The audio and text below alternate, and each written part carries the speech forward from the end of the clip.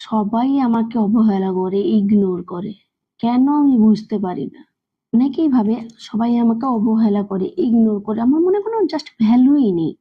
কিন্তু আসল কথা বলি, যেদিন থেকে লোক তোমাকে ইগনোর করবে, অবহেলা করবে, সেদিন তুমি ভাববে যে সেই দিন থেকে তোমার জীবনে একটা নতুন অধ্যায় চালু হবে নিজেকে গড়ার।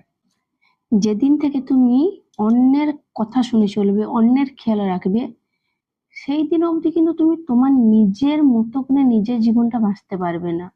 তুমি শুধু অন্যের জন্য বেঁচে যাচ্ছ।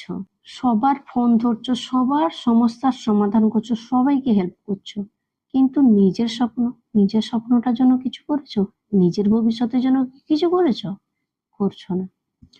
একদিন দেখলে কেউ তোমার খোঁজ নিচ্ছে না, কেউ তোমাকে ডাকছে না, তুমি হঠাৎ করে পুরো একা হয়ে গেলে। কিন্তু সে একাকিত্বটাই এবারে তোমাকে কাজে লাগাতে হবে তোমার নিজের জীবন করার জন্য, নিজের স্বপ্ন রাখার জন্য। কারণ যখন কেউ পাশে থাকে তখন আমরা আরাম খুঁজি, ঐশ্বর্য খুঁজি, কিন্তু যখন কেউ পাশে থাকে না, সে একাকিত্বটাই আমাদের শক্তি হয়ে দাঁড়ায়।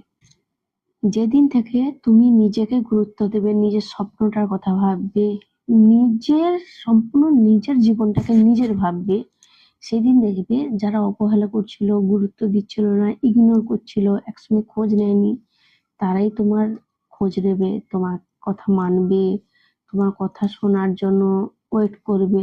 তাই মনে রেখো, ইগনোর হওয়া মানে তুমি শেষ নও। ইগনোর হওয়া মানে ভগবান তোমাকে ভিড়ের মধ্য থেকে আলাদা করে প্রস্তুতি করছে কোনো কিছু বড়র জন্য, তোমার লাইফে কিছু নতুন কিছু করার জন্য।